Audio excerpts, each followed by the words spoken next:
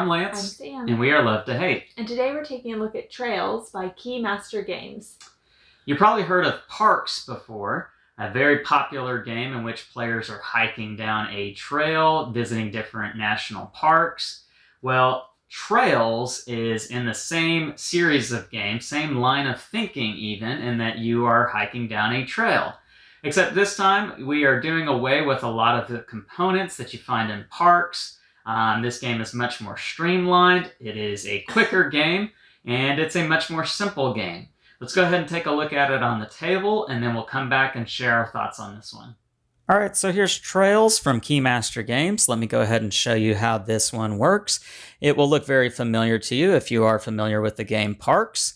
A little bit different though, not as big, not as complicated.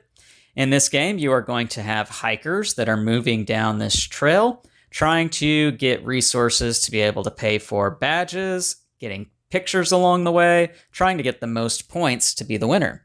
Now, in this game, if you are playing a 2 or 3 player game, all players are going to start on the trail head. If you're playing a 4-player game, you're going to have the first and second players start on the trail end, working their way down the trail. And if you are the third or fourth player, you will start on the trail head, working your way this way on the trail. Now, at the beginning of the game, you can set this board up however you want, just like in regular Parks. You are going to shuffle these 5 middle tiles up, put them out in any random order you want, just making sure you have the trail head at the start and the trail end at the end. These are going to be your badge cards that you are trying to earn throughout the course of the game. There's going to be 2 at the trail head and 2 at the trail end. You are wanting to get the matching resources to be able to pay for these anytime that you make it to the trail head or the trail end. Players also have one that they keep in hand, secret from all other players until they are ready to pay the resources on them, again, only at the trail head or trail end.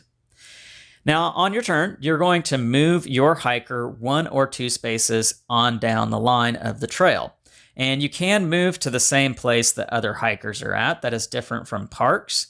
But when you do move to a space, you just simply gain the action at the bottom of the tile. Now, these 3 tiles give you the matching resources, whether that be acorns, leaves, or rocks.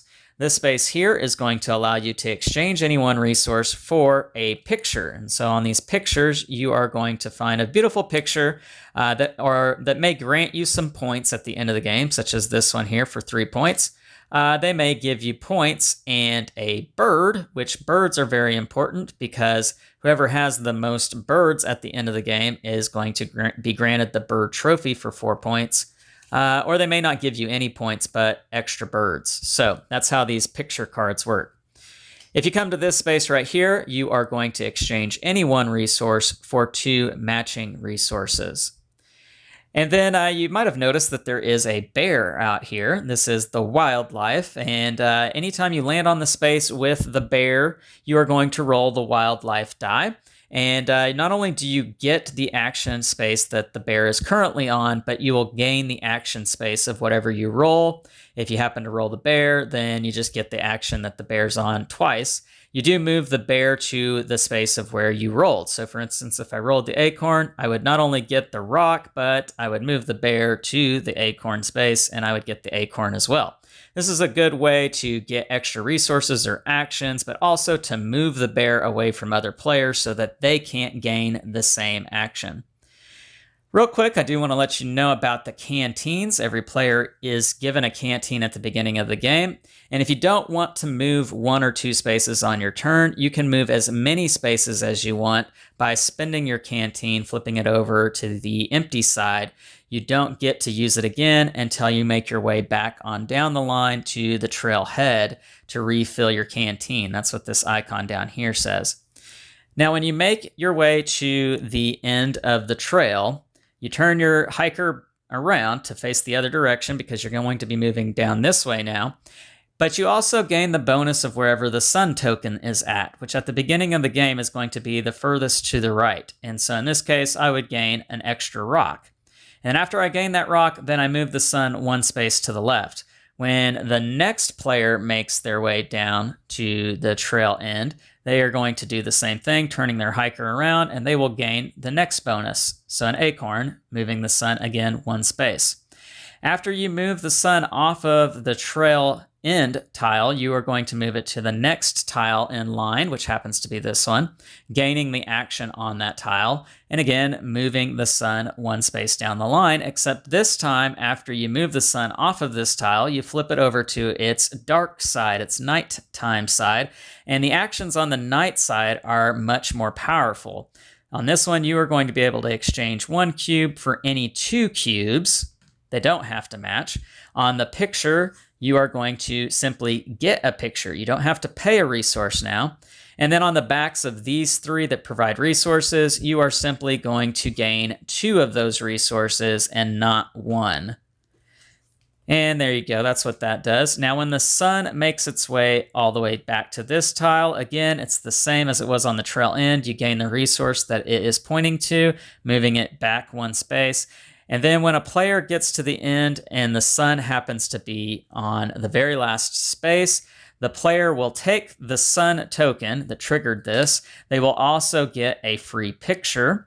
And then all players will get 1 last turn before the game comes to an end. You count up your points that you have on your badges. You count up your points that you have on your pictures. You award the bird trophy. Whoever has the most points is going to be the winner. And that is how you play Trails. All right, we're back, and now we're going to share our thoughts on this game and give you the opinion of a gamer and a non-gamer when it comes to Trails. Sam, you are a big fan of Parks, and that was one of the games that we've reviewed in the past, and you can check out our review on that if you'd like by clicking the I in the top right corner. And so this game is a little, I mean, it's pretty different from Parks, but there are a lot of similarities. Yeah. This might be considered a Parks Lite version, meaning it's kind of a step below it in terms of complexity and rules and what you're trying to accomplish. What were your initial thoughts when it came to Trails? I mean, I love Parks, and it does look, the setup looks very similar to Parks as far as like the tiles go and everything like that. So I was excited to play it because I love Parks, but I'm always about a game that can be a little bit quicker. Want to get through it. Yeah. And this, it did the job. Yeah, for sure. This game, I mean, it looks almost exactly like Parks. So much so that if I had both of them on the table at the same time, I'd be really scared to open them up because you'd get the components mixed up and you'd never figure out which one was supposed to go to where. I kid about that. You would figure it out. But it looks very much the same. And the gameplay is very similar here. Do you feel like it's too similar? Do you feel like if you have Parks and you enjoy Parks, you've played Parks, do you need to try Trails? I think there's a time and a place for both. I love Parks. It's a great game. It has great components, but I feel like this is a much more travel-friendly game. It's one of those games where, hey, I really like Parks. You've never played it. Why don't we start with this? Mm-hmm. And sometimes you just feel like a quicker game, and it's nice to have a quicker version of your favorite game. Yeah. I can think of a couple of our favorite games that we really like, but we just don't play enough of because it takes so much time. Mm-hmm. So I definitely think there's a benefit there. Yeah, I agree with that. The footprint is smaller here with Trails. There's not as many components, and so it doesn't take up as much table space. It also means that you're not having to go over as many different concepts when you're teaching this game to a non-gamer or a new gamer. And so the idea here is very straightforward and easy. You are just simply trying to get the resources you need to get to these parks. And you can only do that when you get to the ends of the trail. That's it. That's this game in a nutshell. Yeah. And yet it's an enjoyable experience. Yeah. It's straightforward. With Parks, you had a little bit more to do on your turns, a little bit more to think about. And then you throw in the expansion too, the Nightfall expansion with the game. Which, again, you can click the I in the top right corner. You can check out our videos on Nightfall, and Parks for that matter. But this game is, much more streamlined, straightforward. It's even maybe elegant a little bit with this.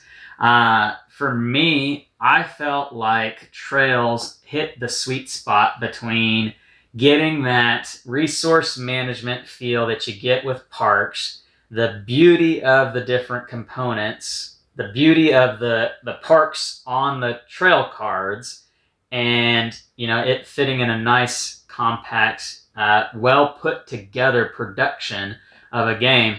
This just hits high marks in all regards for me. Yeah. Very enjoyable experience. And one thing we haven't mentioned that I would be remiss if I left out, this game is $20. Yeah. Parks is kind of expensive. It's $50 at Target, at most Targets anyhow.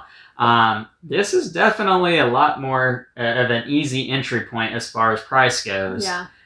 This is going to sell very well, I feel like, and it's going to work really well with a lot of non-gamers out there. If you're somebody who is really heavy into gaming, a gamer, and you want to try out a gateway game, a true gateway game that could get somebody to play a game like Parks, man, Trails will definitely do that. And I think Target knows what they're doing as far as getting these kinds of games on shelves to really get people into the hobby of playing games. Trails is going to do that. It's going to knock it out of the park for sure. So let's go to our pros and cons on this one, Sam. You as a non-gamer, what are the pros when it comes to Trails? It's a really pretty game. It takes up very little space. It's fairly quick. It's really enjoyable too. It's a lot of fun to play. Any cons? No, not really that I can think of. I really like this game. For me as a gamer, I think maybe the only con might be it's so similar to Parks. There are a lot of similarities that if you are a gamer and you don't really have any intentions of playing with non-gamers, do you really need both games? Probably not. If you're a heavier gamer and you like heavier games, Parks is going to be the one that you want to stick with and play. But if you're anybody else who might play with lighter gamers, non-gamers, new gamers, Trails, travel. or you're really going to be big into traveling and you want something smaller to take with, then Trails is going to be a game that you want to have. So, scale of 1 to 10, love to hate. What do you give Trails? I really like this game. I would give it an 8.4. Wow, 8.4, really high. I'm pretty high on it too, guys. I'm going to give it a 7.9 for me. I like Trails more just because there's more complexity to it. Or Parks, excuse me. I knew I was going to do that at one point. I almost got all the way through the video. I think I enjoy Parks more just because it is a more complex game. There's a little bit more going on with it. There are more components, and I like components. Yeah, and I think components really can get in the way with some non-gamers. That is true. It's just too much going on. That is true. So for me, I feel Parks is a higher rated game for me, but Trails is excellent at what it's meant to do. Yeah. To be that gateway game. So 7.9 for me on Trails. One you'd recommend playing with non-gamers? Yes, absolutely. There you go. That is Trails from Keymaster Games. Make sure to like and subscribe and push that bell button so you can get notifications of all our new content. I'm Lance. I'm Sam. And we are Love to Hate, where we try to bridge the gap between gamers and non-gamers. We'll catch you next time.